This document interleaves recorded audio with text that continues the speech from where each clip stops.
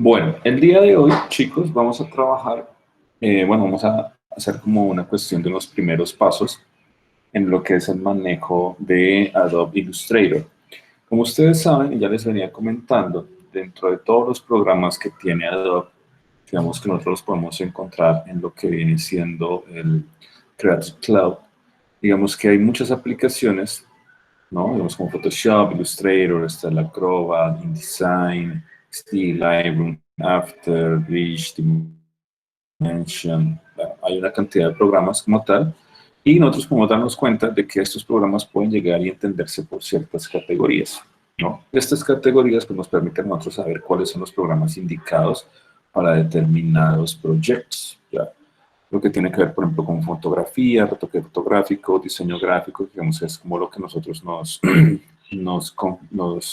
reúne. Podría decir que un diseñador tiene que poder manejar como estos programas básicamente entre diseño, ¿no? Photoshop, Illustrator, InDesign, poder controlar el Acrobat, el InCopy, el Dimension y el Bridge. Me imagino que algunos, pues ya han de conocer algunos de estos programas, para otros han de ser unos programas completamente nuevos y desconocidos, pero entonces empezamos a entender de qué funcionan cada uno de ellos, ¿no? Entonces, digamos, si nosotros vemos Photoshop, es para crear gráficos, fotos, como tal, pero Photoshop funciona con el manejo de mapas de bits. En cambio, Illustrator funciona con lo que es el manejo de vectores. Digamos que dentro de Illustrator los vectores son como su fuerte, ¿no? InDesign es un programa para poder hacer maquetaciones o publicaciones, digamos, tipo revistas, libros, etcétera. El Acrobat DC pues, es una aplicación que nos permite a nosotros visualizar archivos en cualquier parte, ¿no? Ya sea tanto en dispositivos móviles como en computadores. InCopy, que permite como trabajar con varias personas al tiempo. Dimension, que es un programa para poder hacer simulaciones digitales para mockups o para presentaciones. Y el Bridge, que es como una especie de programa que me permite a mí ver todos los archivos que yo tenga en mi computador si son de aplicaciones de Adobe. El día de hoy vamos a iniciar con Illustrator, ¿no? ¿Por qué vamos a iniciar con Illustrator? Digamos que para mí es como una de las formas iniciales más chéveres de empezar a meterse como con el cuento, ¿ya? Illustrator tiene una característica y es que, digamos, que Illustrator es un programa que funciona con la maquetación o el desarrollo de imágenes vectoriales. Digamos que ese es su fuerte, es como la parte importante, interesante a tener muy clara con lo que viene siendo Illustrator. ¿Por qué es sumamente importante tener claro eso? Pues para que uno como diseñador sepa cuál es el uso que uno le da a este tipo de programas. Entonces, Illustrator es un buen programa para hacer ilustraciones, para hacer manejo como de material tipo productos de papelería básica para algún proyecto, cosas por el estilo, ¿no? Entonces aquí nos encontramos como con la interfaz de Illustrator, digamos que esta es la interfaz del Illustrator de la Creative Cloud 2020. En realidad las interfaces a veces cambian un poco, digamos si tienen versiones anteriores no se preocupen, que en realidad es casi lo mismo, ya. Digamos donde yo encuentro el inicio, donde están pues acá digamos los archivos que he estado trabajando anteriormente, tengo otras cuestiones, como los tutoriales que son nuevos, que también está acá en la parte de formación, que puedo ver yo algunos tutoriales. Obviamente que estos pequeños tutoriales están enfocados pues a la versión de pago. No sé si la versión gratuita tiene la opción de ver los tutoriales o pues si eso genera un problema un problema a la hora de llegar y las licencias y todo esto, ¿no? Hay documentos que están en la nube, aquí no sé por qué me está generando un problema con la nube, que a veces no se conecta, aquí estamos tratando de conectar. Digamos que yo tengo archivos que están subidos en la nube y los mantengo ahí por seguridad y todo, si tengo archivos eliminados y todo esto. Digamos que estas son como las partes del programa de Illustrator de pago tal cual. El día de hoy vamos a trabajar con esta opción de crear nuevo. ¿Listo? Digamos que aquí ustedes se encuentran como con la interfaz que siempre van a encontrarse en cualquier tipo de Illustrator, por así decirlo, ¿no? Entonces es como que tengo, digamos, dentro de unos elementos como los recientes, los que más he utilizado generalmente, digamos, con tamaños personalizados y toda esta cuestión. Hay algunos que quedan guardados, aquí hay algunos que están guardados desde el stock, digamos como hay materiales de kits de interfaz de usuario, carteles para anuncios, invitaciones, diseños de sobres, todo esto. Digamos que yo puedo tener guardados elementos que descargo de la nube, del stock, como estoy diciendo acá, o puedo guardar mis propios formatos, pues, preestablecidos y todo ello. Tiene versiones móviles. Miren que hay un asunto que es bien importante frente a la versión móvil, es de cómo cambia el modo de color y la resolución de pantalla. ¿Ya? Pero digamos que yo tengo diferentes tipos de dispositivos móviles. No están todos, obviamente, pero digamos que están como los más conocidos como tal.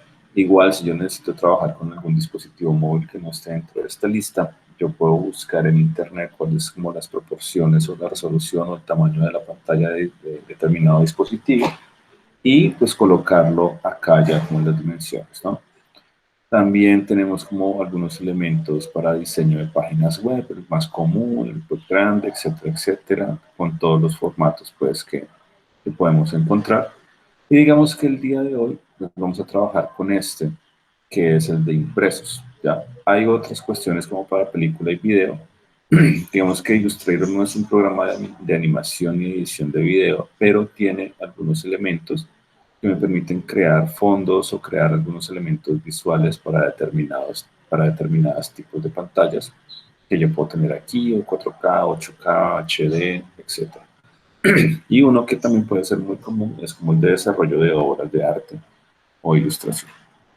Si nosotros vamos en este momento a lo que viene siendo el de impresión, que les decía que es el que vamos a trabajar hoy, miren que el modo de color cambia de un RGB que puedo encontrar en web, ¿cierto? Cambia a un CMYK y cambia la resolución o el efecto de rasterizado. Digamos que pasa, digamos que en web estamos trabajando con 72 porque es para pantalla y acá ya pasa a un 300. Ahora les explico por qué esto. ¿Listo? Aquí es muy importante, digamos, como para todos los casos, como uno como diseñador, iniciar por nombrar el archivo. Ya puede parecer una bobada, puede ser una cosa así como que, no, pues, qué absurdo. Pero generalmente los diseñadores somos muy malos al momento de estar nombrando los archivos o estar guardando lo que estamos trabajando. Illustrator, como cualquier otro tipo de programa, suele tener algunas inestabilidades o pueden surgir algunos errores, sobre todo con las versiones que están craqueadas o que no son full, o los Illustrator portables o otras cosas. ¿Qué es lo que pasa? Que el computador puede llegar y cerrarse en cualquier, o sea, el programa puede cerrarse en cualquier momento y perder el trabajo que uno tiene. Entonces, como que es importante guardar el archivo, nombrarlo de una forma que yo la pueda identificar como tal y pues que eso permanezca siempre ahí, ¿no? Voy a trabajar con un tamaño para explicarles aquí cómo es el asunto. Mire que aquí me está diciendo que tiene 200 milímetros, o sea, lo que viene siendo 20 centímetros. Algo que para mí es como súper bueno y súper bacano de la aplicación es que, o bueno, lo que yo siempre hago, miren que él tiene para trabajar dentro del formato en píxeles, puntos, picas, pulgadas, pies, pies y pulgadas, yardas, milímetros, centímetros y metros.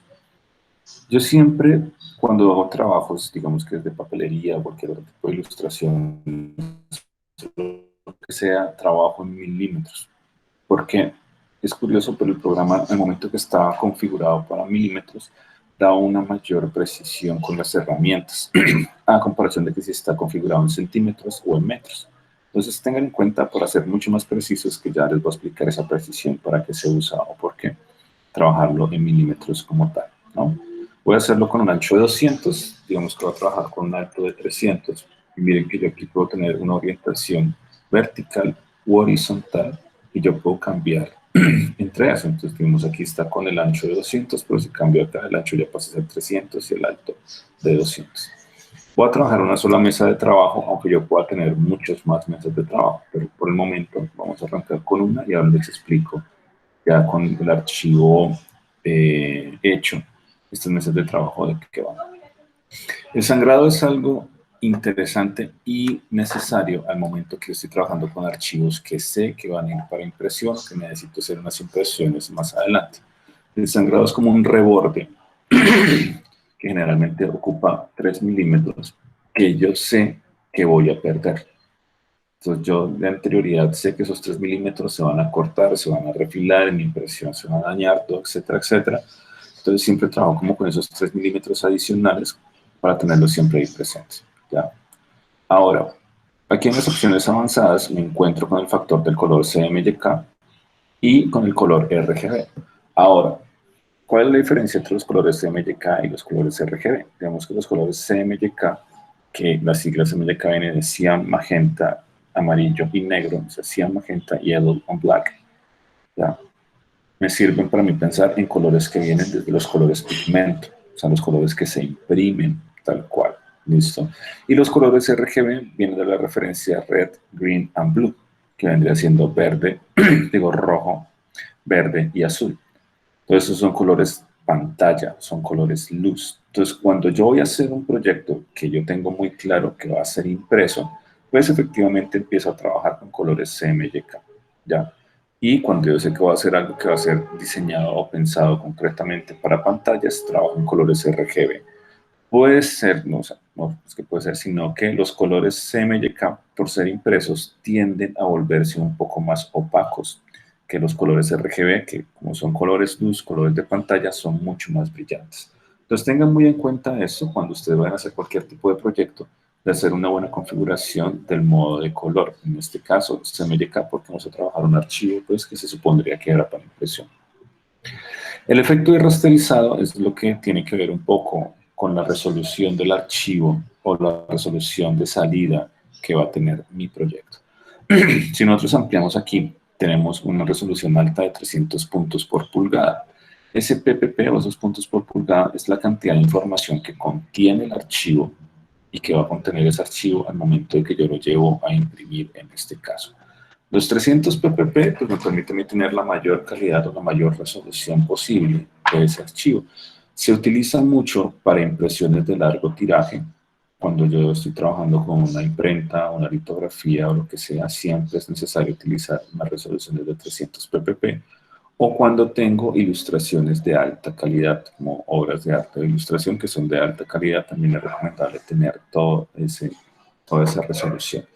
¿Qué es lo que pasa? Entre más resolución yo tenga, pues el archivo se va a volver un poco más pesado, ¿no? Pero como estamos hablando de vectores, ahorita vemos un momento cómo es que funciona o cómo es que se ve este factor del vector versus el mapa de bits. Entonces nosotros empezamos a entender un poco de para qué este asunto. ¿Listo? Entonces esa alta siempre para impresiones de largo tiraje, aunque se vayan a hacer impresiones offset o en imprentas y litografías. La impresión o el efecto rastrizado media me sirve a mí para cualquier tipo de impresión casera o impresiones digitales que no son de largo aliento, me explico. Pero la impresora casera, pues obviamente, pues si ustedes tienen una impresora en casa, con que trabajen a 150 o 72, no van a tener problema con la resolución o la calidad de las imágenes. ¿Ya? Si ustedes, por ejemplo, bueno, este semestre no, porque no vamos a estar haciendo esto, pero en el próximo semestre dicen, bueno, tengo que imprimir tal trabajo y llevarlo en tabloide o tengo que hacer tal cosa, y lo van a imprimir en un sitio o en estos lugares, en estos sitios de impresión, pues la calidad con la que se trabaja es de 150. ¿Por qué no más? ¿Por qué no trabajarlo en 300? Porque en concreto, estos sitios, las máquinas que utilizan para hacer eso, pues no pueden darme el nivel de detalle que me da una impresión offset. Entonces, de todos modos, es absurdo ponerle tanto, porque de todos modos no va a dar ese nivel de detalle. O sea, quedan muy bien las impresiones, pero no es necesario colocarle tanta resolución. ¿Ya? Pantalla, como su nombre lo dice, cuando yo estoy pensando en un archivo que va ya sea para un dispositivo móvil o para una página web, se trabaja con resoluciones súper pequeñas, los 72. Hay una adicional que es como esta de 36 ppp que vino como en las últimas actualizaciones, que funciona como para publicaciones que van para redes sociales y demás, pero siento que ya ese 36 ppp disminuye demasiado la calidad de la imagen. Entonces prefiero seguir trabajando en 72. Aunque yo generalmente, cuando voy a hacer alguna publicación para redes o lo que sea, yo siempre tiendo a trabajarlo en 150 también. Pero pues en 72 queda bien el asunto. Por este momento vamos a trabajar en 300, como para ver cómo funciona. Este modo de previsualización me permite a mí tener un modo por defecto de visualizar la pantalla, visualizar los efectos y demás dentro del computador. Podría verlo por píxeles, aunque obviamente al verlo por píxeles, la máquina va a funcionar mucho más rápido. Vemos que, por ejemplo, si ustedes en algún momento están haciendo algún trabajo y el computador empieza a ponérseles lento, pueden cambiar el modo de previsualización a píxel y ahorrar un poco de memoria RAM y hacer que el equipo reaccione mejor.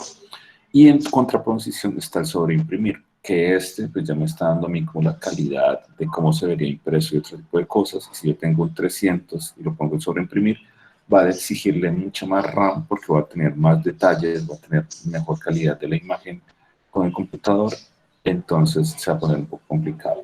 Pero en realidad, generalmente cuando se está trabajando en Illustrator, se deja por defecto porque pues, no hay como la necesidad de ver ni en píxeles ni en la sobreimpresión, a menos que esté haciendo algo muy específico para eso. Bueno, ahora, después de haber hecho todo eso, documentos y la nube no se conectan. Digamos que ya le digo yo crear y ya me encuentro como con el espacio o la mesa de trabajo en sí del programa. El programa en realidad es bastante intuitivo y fácil de utilizar para que ustedes no se vayan a asustar.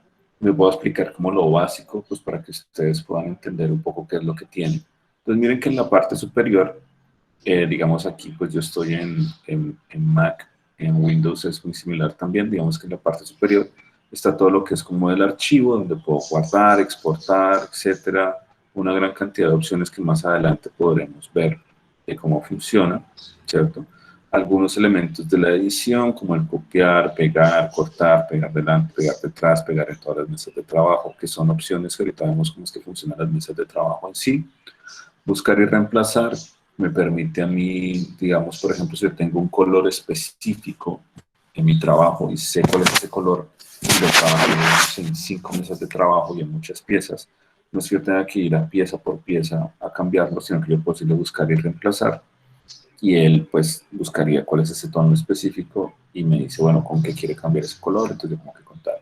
La ortografía no es muy recomendable trabajarla, yo nunca he sido fan de trabajar o de redactar los textos directamente en el programa, porque suelen generarse problemas, ya sea de redacción o problemas ortográficos que suelen pasarse.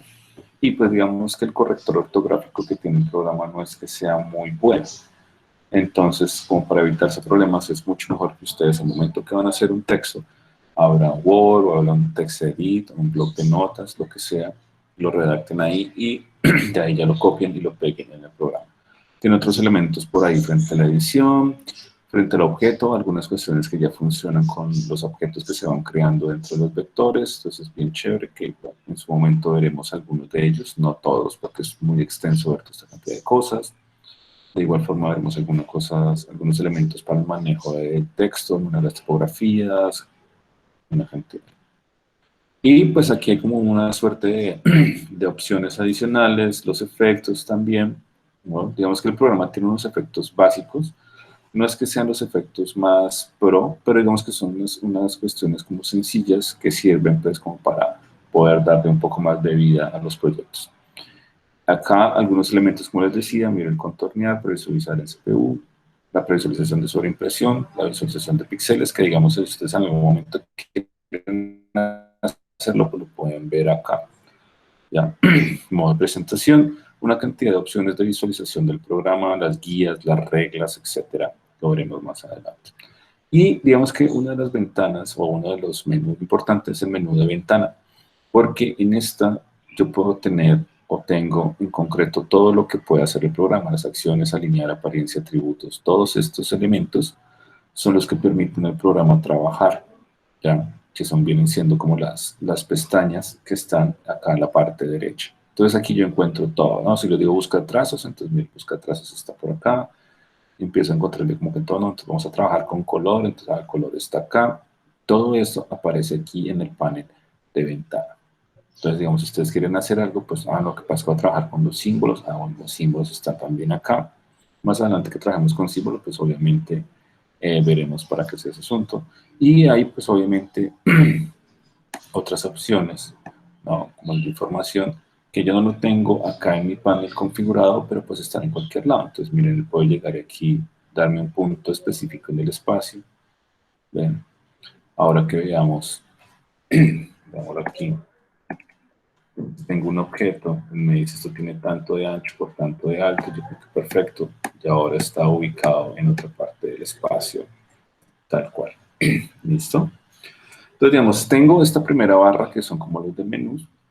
En la parte izquierda tengo las herramientas, digamos que yo tengo como las herramientas que más utilizo, la selección directa, la varita mágica, el lazo, la pluma, la tipografía, la línea, el cuadro. Y hay otra suerte de herramientas.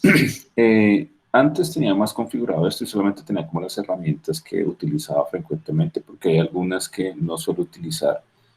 Digamos que Illustrator tiene una cuestión aquí con muchas herramientas, ya tiene una cantidad de herramientas impresionante, pero digamos que depende mucho del tipo de trabajo que uno esté desarrollando, qué herramientas está utilizando o no. Ya. Hay algunas herramientas que ustedes se dan cuenta en la parte inferior derecha, tienen un pequeño triángulo en la esquina. Digamos, esas herramientas lo que me están diciendo a mí es que tienen más herramientas que están agrupadas dentro de esa misma herramienta, como es el caso aquí de la herramienta de texto. Entonces hay ciertas herramientas que tienen más cosas, unas más que otras y todo esto. ¿Listo? Bueno, y pues ya acá en la parte derecha nos encontramos como con los paneles tal cual. Entonces, propiedades, capas, las acciones, las muestras de color, los trazos, el color, los degradados, las bibliotecas que tengo desde Adobe, ¿no?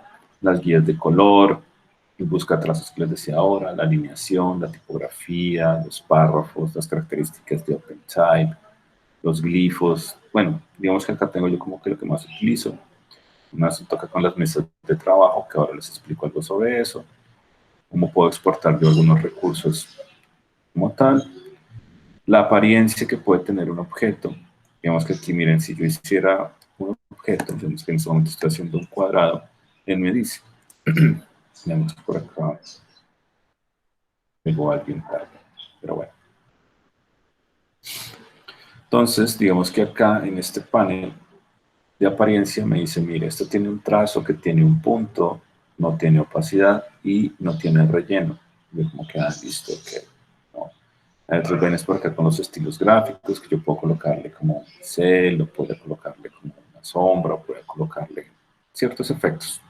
¿Ya? Lo puedo hacer acá o lo puedo hacer de una manera, pues, por así decirlo, profesional y no automática. Y por acá algunos asuntos con la transparencia, como tal. Los símbolos, los enlaces, que son como las imágenes o elementos externos que yo importo a la composición. Vamos a ver, yo les decía ahora que hay un asunto que es bien importante con este programa, y es el factor que todo funciona por vectores. Entonces, ¿qué quiere decir el asunto de vectores? Si ustedes alcanzan a notar, miren que él aquí en esta punta, en toda la esquina, yo estoy aquí seleccionando un nodo, voy a mirar qué propiedades, y miren que ese nodo tiene una ubicación en el espacio por el eje X, el eje Y, ¿ya? Eso es un nodo, ya, esto aquí es como que recordando mucho cuestiones del colegio de trigonometría y yo no sé qué otras vainas, ¿ya? Pero entonces digamos que este elemento es el que le permite al programa interpretar la información. Entonces él dice, mire, yo tengo aquí un nodo que está en X 30,82, Y 74,37. Tiene este objeto unas rectas que van hacia el siguiente que está en X 78, Y 56 y después esto va a tal, al otro punta y va a la otra punta. Entonces él funciona con eso. Entonces el computador lo que hace es decir, mire, de tal punto a tal punto hay una línea recta y ya. Y de ahí sigue siendo líneas rectas. Y entonces él interpreta esa información en el espacio por planos cartesianos de X y Y. Todo desde un manejo de dos dimensiones. ¿Ya? Entonces eso es lo que le permite a él, pues digamos, viéndolo aquí, a nunca perder calidad dentro de la imagen. Pues miren, aquí yo tengo un zoom de 12.750%, de 17.000, de 25.500, un zoom de 34.000, un zoom de 51.000, un zoom de 64.000, y la imagen nunca ha perdido calidad. Aunque aquí la vi rara. Fue súper raro porque se ve raro. Sobre todo acá. Curioso. Bueno, entonces él llega y mantiene como esta calidad dentro de la imagen y todo el asunto, ¿no? Montando pues como la cuestión con el zoom y todo eso. A comparación, digamos que si yo tuviera el manejo con una imagen, ya, entonces por ejemplo, voy a tener aquí esta imagen, vamos a ponerlo en la parte inferior. Entonces miren que esta imagen, a llegar como al asunto, se empiezan a ver los píxeles, ¿no? Entonces esta imagen es un mapa de bits y la que está al lado es un vector. Esto es un vector, información vectorial. Esto es un mapa de bits. ¿Qué es un mapa de bits? Un mapa de bits es una imagen donde el computador interpreta, digamos que le empieza a decir, mire, yo tengo una imagen que tiene 722 por 406 milímetros, y él tiene pequeños cuadritos, que son los píxeles. Entonces él empieza a decir, yo tengo un primer cuadro, que digamos que es este de aquí, digamos que este tiene esta información dentro del color, ¿cierto? Entonces él guarda toda esa información de ese solo cuadrito. Después está el que está al lado, el que está al lado, el que está al lado. Entonces ya empieza a cambiar la información. Y él va guardando toda esa información de cada uno de los cuadros que ocupan un píxel, uno al lado del otro. Y guarda todo eso por la cantidad de píxeles que tenga la imagen. En este caso, imagínense todos los píxeles que tiene esta vaina. ¿Ya? Ventajas. Los mapas de bits me permiten a mí generar imágenes más fluidas, que sean un poco más reales y pulidas y depuradas. ¿Ya? Desventaja, pues que si yo no trabajo bien el archivo, él va a tender a pixelarse. O sea, siempre va a pixelarse, ¿ya? Pero si yo no lo trabajo bien el archivo, va a pixelarse mucho más rápido que un vector, ¿ya? Las ventajas del vector, nunca se pixela. Entonces, por ejemplo, yo puedo hacer una ilustración en vectores que yo la vaya a imprimir de 10 por 10 centímetros y queda perfecta. Y si yo la tengo en vector, esa misma ilustración la puedo hacer de 10 metros por 10 metros y va a tener la misma calidad. En cambio, si yo hice una ilustración en mapa de bits para 10 por 10 centímetros y después la voy a tratar de imprimir de 10 por 10 metros, pues eso de 10 por 10 metros se va a ver horriblemente pixelado. ¿Listo? Entonces esa es la diferencia entre eso y lo otro. Entonces por eso es que es tan chévere el programa de Illustrator con el manejo de los vectores, porque me permite a mí ser como muy pulido y muy depurado con eso. ¿Listo? Digamos que estas es como las bases interesantes del programa. Ahora, todo lo que yo puedo estar viendo o haciendo con el programa está desde el panel de propiedades. ¿Listo? Aquí, por ejemplo, yo puedo configurar y decir, no, lo que pasa es que no quería que esta mesa de trabajo quedara de ese tamaño. Y yo puedo decirle, incluso, como ustedes pueden dar cuenta, yo puedo tener más mesas de trabajo. ¿Ya? Que generalmente tengo más mesas de trabajo cuando necesito hacer trabajos donde estoy viendo o varias opciones de lo que puedo hacer o necesito tener más información dentro del mismo elemento. ¿Ya? Entonces, como dice, miren que acá está en el menú de propiedades, editar mesas de trabajo. Yo entro aquí y yo puedo editar la ubicación en el espacio donde está la mesa, donde inicia. Dice, mira, está en 100, 150 y es este punto de aquí en la esquina donde le empieza a decir que ahí está en 100 y 150 en X y en Y. Y aquí tengo el ancho y el alto. Y aquí en este caso lo voy a cambiar. Voy a colocarlo en 110 por 110 para explicarles ahora un ejercicio que vamos a hacer. ¿Listo? Aquí puedo cambiarle el nombre. Por ejemplo, voy a colocarle cara sobre 01 para explicarles ahora una cosita. ¿Listo? Ahora, guardar los archivos es súper importante. Entonces, por ejemplo, aquí yo le voy a decir guardar como, para poder llegar y guardar esto de una forma organizada como tal. Miren, yo aquí tengo asignaturas, introducción a la gráfica digital, clases, y entonces 03 Illustrator 01, entonces es como la clase de hoy. Hoy es, ¿qué fecha? Es 10 de septiembre. Voy a colocarle 10 de septiembre. Y lo guardo. Miren que él tiene opciones, aquí ya al momento de guardar, por ejemplo, decir un Illustrator 2020, que es el que tengo, o Illustrator CC, CS6, CS5, hasta llegar a un Illustrator 3, que era como el primero como tal. ¿Qué pasa con esto? Digamos que en su caso no va a pasar mucho, pero pues es mejor prevenir que lamentar. Por ejemplo, yo tengo la última versión del Illustrator. Si yo llevo este archivo con la última versión a un sitio de impresión que digamos que tiene el CC heredado o el CS6, pues ¿qué es lo que va a pasar? Que estos programas con la versión anterior no van a abrir mi archivo 2020, ¿ya? Entonces yo tendría que saber a dónde voy a llevar mi archivo para saber la persona qué tipo de Illustrator tiene, para saber si lo llevo en un CC o lo llevo en un CS6 o un CS5 o en lo que sea, ¿ya? Ahora, si aquí digamos, yo recibo un archivo que sea Illustrator CS6, mi Illustrator 2020 sí lo va a abrir sin ningún tipo de problema, ¿ya? O sea, yo puedo abrir archivos más viejos con una versión más nueva. Si tengo un CS6, un CS2, lo puedo abrir con un CS4, un CS5, un CS6 sin problema. Pero si tengo un 2020 y lo voy a tratar de abrir con CS4, eso no va a abrir nunca en la vida. Entonces tengan eso presente para cuando empiecen ustedes a hacer sus ilustraciones, sus trabajos, y digamos que llegado el caso vayan a pasar a otro computador o vayan a terminar el trabajo en otra parte, que pasaba mucho en la sala de sistemas. Digamos que en la sala de sistemas la mayoría de computadores tenían una versión CS6 y los estudiantes se llevaban los archivos a terminarlos en sus casas que tenían las versiones CC o 2020 y cuando traían otra vez el archivo a la sala de sistemas no les abría, ¿no? Entonces, ojo con el asunto de las versiones y todo esto. Pues vamos a guardar, ahí ya él acabó de guardar el asunto y esa es la parte práctica, digamos, es la primera parte que vamos a ver el día de hoy. ¿Listo? Como unos indicios y unas bases de cómo funciona Illustrator como tal.